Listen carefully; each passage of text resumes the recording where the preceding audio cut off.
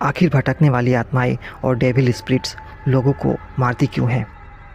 और आखिर devil spirits को लोगों को मारने के बाद से मिलता क्या है? क्या ये भटकने वाली आत्माएं और स्पिरिट्स दूसरे लोगों को सिर्फ इसलिए मारती है क्योंकि वह उनसे अपना बदला पूरा करना चाहती है?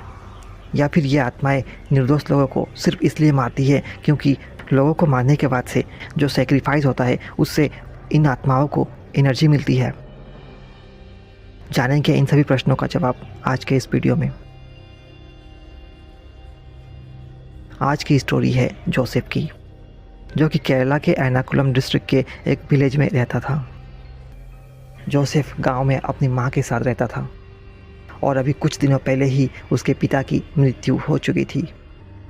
जोसेफ की अंकल की फैमिली भी उन्हीं के पास वाली घर में रहती थी, लेकिन जोसेफ और उसके अंकल की फैमिली के बीच में रिलेशंस अच्छे नहीं थे। जोसेफ के पिता और जोसेफ के अंकल के बीच में हमेशा ही प्रॉपर्टीज़ को लेकर के झगड़े चलते रहते थे और इन्हीं झगड़ों के वजह से ही जोसेफ के पिता काफ़ी टेंशन में रहते थे और आगे चल कर के इन्हीं सभी झगड़ों के वजह से टेंशन में रहते हुए उसके पिता की मृत्यु भी हो गई थी। लेकिन जोसेफ के पिता के मृत्यु होने के बाद भी जोसेफ का अंकल उसी प्रकार से जोसेफ और उसकी मां के साथ प्रॉपर्टीज़ को लेकर के झगड़ा करने लगता है। एक दिन की बात है जब जोसेफ का अंकल और उसके कज़न जोसेफ के घर में वापस आते हैं और वो प्रॉपर्टी को लेकर के फिर से बहस शुरू कर देते हैं। वे अपने साथ एक एनओसी भी लेकर के आए थे और वे उस पर जोसेफ की मां को साइन करने के लिए बोल रहे थे, लेकिन जोसेफ की मां उस पर साइन करने से इनकार कर देती है। उस दिन काफ़ी झगड़े के बाद से वो वापस चले जाते हैं, लेकिन इन सभी घटनाओं से जोसेफ काफ़ी ज़्यादा परेशान हो गया था और वह काफ़ी डिप्रेशन में भी आ गया था। उसे ये समझ में नहीं आ रहा था कि इस समस्या को वो कैसे सुलझाए, और इसीलिए अपने इन सभी समस्याओं को वो अपने दोस्त मैथ्यू के साथ भी शेयर करता है। जोसेफ के सभी समस्याओं को सुनने के बाद से मैथ्यू जोसेफ को यही सजेशन देता है कि वो हार ना माने और जोसेफ अपनी प्रॉपर्टी को लेकर के कानूनी लड़ाई लड़े। लेकिन जोसेफ मैथ्यू को ये बताता है कि अभी उसके पास इतने पैसे नहीं है कि वो अच्छे लॉयर्स को हायर कर सके। और इस बात को सुनने के बाद से मैथ्यू जोसेफ को एक दूसरा सजेशन देता है और इस सजेशन को सुनने के बाद से जोसेफ हक्का बक्का रह जाता है।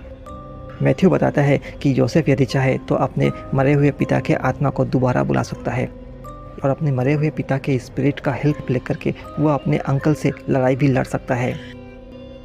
मैथ्यू की बातें जोसेफ के लिए काफ़ी ज़्यादा हैरानी वाली थी, लेकिन उसके पास दूसरा कोई उपाय भी नहीं था और इसीलिए वो मैथ्यू की बातों पर विश्वास करके अपने पिता के स्पिरिट्स को बुलाने का फैसला करता है। मैथ्यू बताता है कि इस प्रकार के रिचुअल्स को उसके फैमिली में एक व्यक्ति ने किया भी था और इसे पूरा करने के लिए उन्हें आधी रात में उस स्थान पर जाना होगा जहाँ पर जोसेफ के पिता के डेड बॉडी को दफनाया गया है। और इसीलिए जोसेफ और मैथ्यू उसी रात कब्रिस्तान चले जाते हैं और वहाँ जा कर के जोसेफ के पिता के कब्र के ऊपर कुछ इम्पॉर्टेंट रिचुअल्स परफॉर्म करते हैं।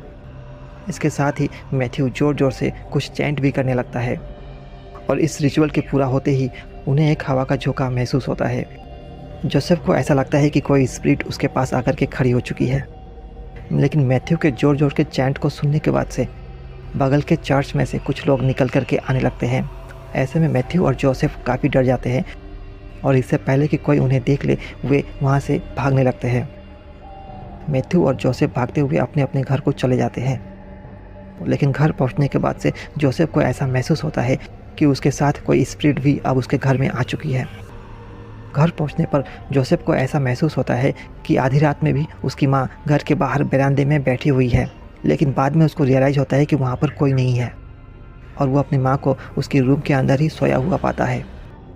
उस घटना के बाद से जोसेफ को कुछ अच्छा महसूस नहीं होता है और उसे ऐसा महसूस होता है कि उसके आसपास कोई ना कोई स्पिरिट है।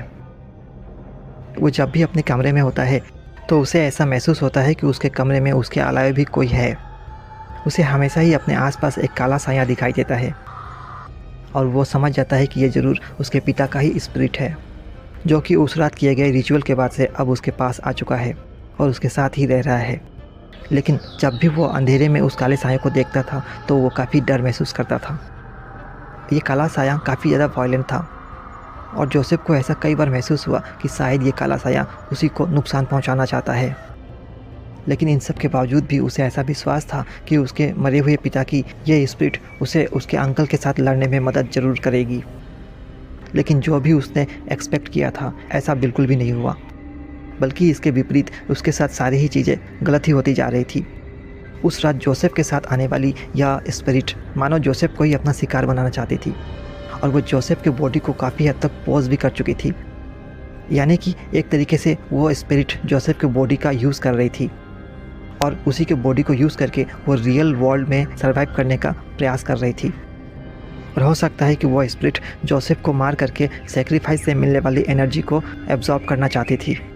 ऐसे में उस रात मैथ्यू और जोसेफ ने जो भी रिचुअल्स परफॉर्म किए थे और जोसेफ के पिता के स्पिरिट को बुलाने का काम किया था, ये कहीं से भी सही नहीं था, क्योंकि आने वाले समय में यह जोसेफ के लिए ही एक बहुत बड़ी समस्या पैदा करने वाली थी।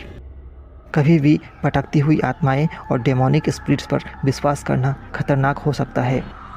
यह भटकती हुई आत्माएं लगातार भटकने की वजह से काफ़ी चिड़चिड़ा हो जाती है और ये हमेशा से ही अपने आप को एक निश्चित परिधि में ही कैद किया हुआ महसूस करती है, जिसकी वजह से ये काफ़ी वायलेंट भी हो जाती है और इसीलिए इस प्रकार की स्पिरिट्स लोगों पर अटैक करती है और अपने भड़ास को निकालने का काम करती है।